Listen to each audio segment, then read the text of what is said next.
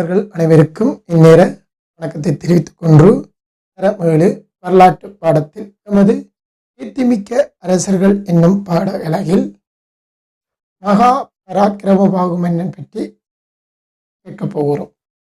முதலில் மகா பராக்கிரமபாகு பற்றி சில விடயங்களை நாங்கள் தெரிந்து கொள்வோம். மகா பராக்கிரமபாகு புலனறுவையை ஆட்சி செய்த மன்னர்களில் ஒருவர் என்பது உங்களுக்கு தெரியும். அது மட்டுமில்லாமல் இலங்கையை ஒன்றுபடுத்திய ஆட்சியாளனாகவும் கருதப்படுகிறான். இவனது தந்தையார் பெயர் மானபர்ணன், தாய் ரத்னாவளி. இவன் பிறந்த பிரதேசம் தக்கின தேசம். இனி நாங்கள் பார்க்க வேண்டிய விடயம் என்னவென்றால், இவன் எவ்வாறு ஆட்சி பீடத்துக்குள் வந்தான் என்றும் எவ்வாறு நாட்டை ஒன்றுபடுத்தினான் என்ற விடயத்தை நாங்கள் கொஞ்சம் தெளிவாக பார்த்தோம். அந்த வகையில் புலனறுவையை ஆட்சி செய்த முதலாம் விஜயபாகுவின் மரணத்தின் பின்னர் நாட்டில் அரசியல் குழப்பங்கள் ஏற்பட்டு நாடு பல பிரிவுகளாக பிரிந்தது. ராசரட்டை, தக்கின தேசம், உருகுணை என 3 பிரிவுகளாக பிரிந்து இலங்கையில் 3 ஆட்சி மையங்கள் காணப்பட்டிருந்தது. அதில் தக்கின தேசத்தை ஆட்சி புரிந்தது மானபர்ணன், இவனது தந்தையாவர். சிறு வயதிலேயே தந்தை இறந்த காரணத்தினால் இவனால் ஆட்சிப்பிடத்திற்கு ஏற முடியவில்லை. இதனால் இவன் சிறிய தந்தையிடம் வளர்ந்தான். இவனது சிறிய தந்தை கீர்த்திசிறி மேவன் மானவர்மன் இறந்தமையினால் தக்கின தேசத்தின் ஆட்சியாளனாக மாறுகிறான். அவனது பாதுகாப்பில் வளர்ந்த பராக்கிரமபாகு எதிர்கால ஆட்சியுடையவனாவான். ஆகவே அவனுக்கு தேவையான மொழி, பயிற்சிகள், வித்தைகள் என்பவற்றை சிறிய தந்தையார் வழங்கினர். இதனைத் தொடர்ந்து தனது சிறிய தந்தை இறந்ததைத் தொடர்ந்து தக்கின தேசத்தின் ஆட்சி பீடத்தை பெற்றுக்கொண்டான். இவ்வாறுதான் தக்கின தேசத்தின் ஆட்சி அதிகாரம் பராக்கிரமபாகுவின் கையில் வந்தது. தக்கின தேசத்தின் ஆட்சி பீடம் ஏறிய பின் அங்கு பராக்கிரமபுரம் என்ற ஒரு நகரை கட்டி எழுப்பியிருக்கான் பிள்ளைகள். அந்த நகரம் தற்போது பண்டுவஸ் நுகர் என அழைக்கப்படுகின்றது. அது மட்டுமில்லாமல் தூரநோக்குடன் செயற்பட்ட இம்மன்னன் தக்கின தேசத்தின் பொருளாதாரத்தை முன்னேற்றுவதற்கு தேவையான எல்லா வசதிகளையும் செய்துள்ளான், நடவடிக்கையும் எடுத்துள்ளான்.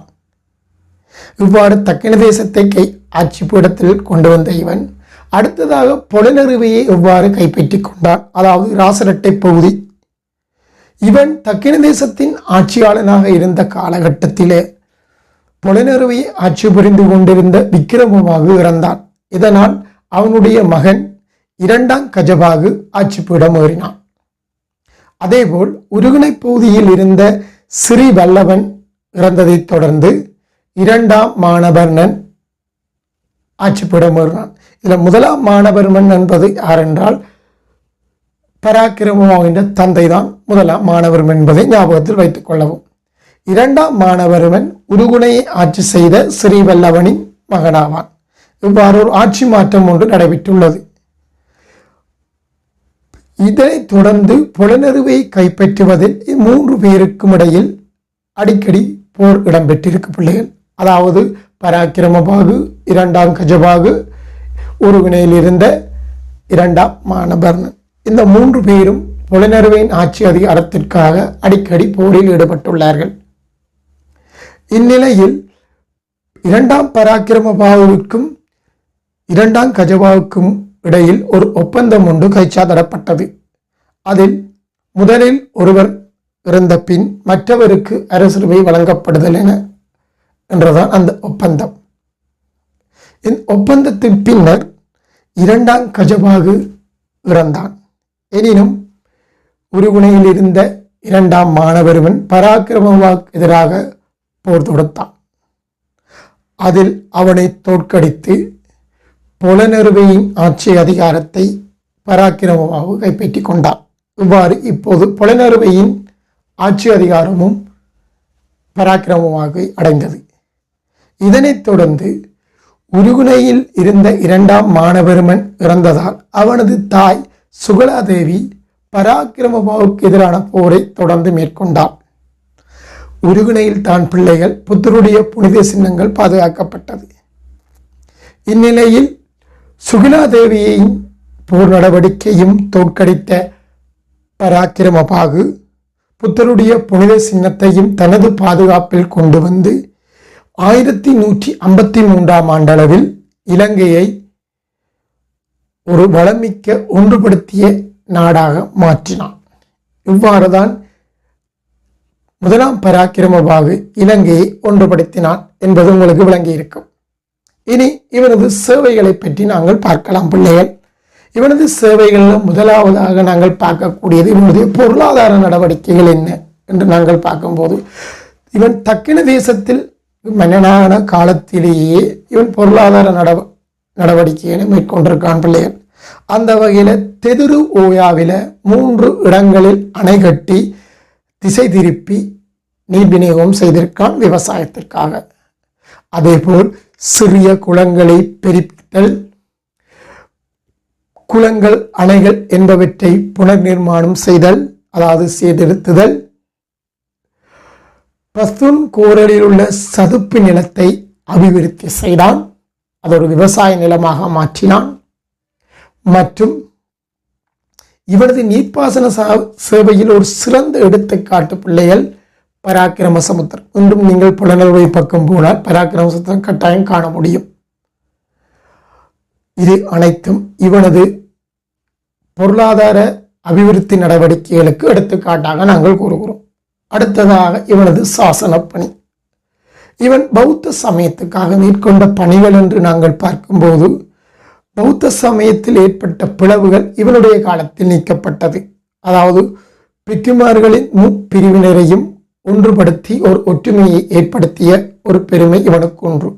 அதனைத் தொடர்ந்து புலனறுவை கதிகாவத்து ஒரு ஒழுக்க கோவையை நிறுவுவதில் முன்னின்று செயல்பட்டான். அனுராதபுரத்தில்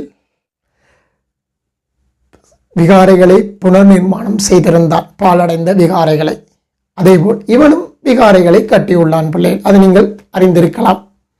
அதாவது இவனுடைய விகாரைகளுக்கு உதாரணங்களாக கிரிவிகாரை, பொத்துவில் விகாரை போன்ற விகாரைகளை நாங்கள் குறிப்பிட முடியும். இவை இவனது புத்த சாசன சேவைகளாக நாங்கள் குறிப்பிட்டுக் கொள்ளலாம். இப்போது இவனை பற்றிய இறுதி விஷயத்துக்கு நாங்கள் வருவோம். இவனுடைய ஆட்சி காலத்தில் இவனுடைய வெளிநாட்டு கொள்கை எவ்வாறு காணப்பட்டது? இவனுடைய வெளிநாட்டு கொள்கையை நாங்கள் எடுத்து பார்ப்போமானால் இவனுடைய வெளிநாட்டு கொள்கை ஆக்கிரமிப்பாகவே காணப்பட்டிருக்கிறது. இவன் தொடர்பு கொண்ட நாடுகளாக நாங்கள் பார்க்கும்போது தென்னிந்தியா, பர்மா ஆகிய நாடுகளுடன் தொடர்புகளை பேணியுள்ளான். இவன் பர்மா மன்னனான அளவுங்கு செயற்பாட்டுக்கு எதிராக 1164 ஆண்டு பர்மா மீது படையெடுத்து வெற்றியுற்றியுள்ளான். அதேபோல் தென்னிந்தியாவில் பாண்டிய அரசுக்கு ஏற்பட்ட அரசுரிமை போட்டியில் பராக்கிரம பாண்டியனுக்கு தேவையான உதவிகளை வழங்குவதற்கு நடவடிக்கை எடுத்தான். இதுதான் இவனுடைய வெளிநாட்டு கொள்கையில் காணக்கூடிய இயல்புகளாக நாங்கள் பார்த்துக்கொள்ளலாம். இதுதான் பராக்கிரம பாகு பற்றி நீங்கள் தெரிந்து கொள்ள வேண்டிய விடயங்கள்.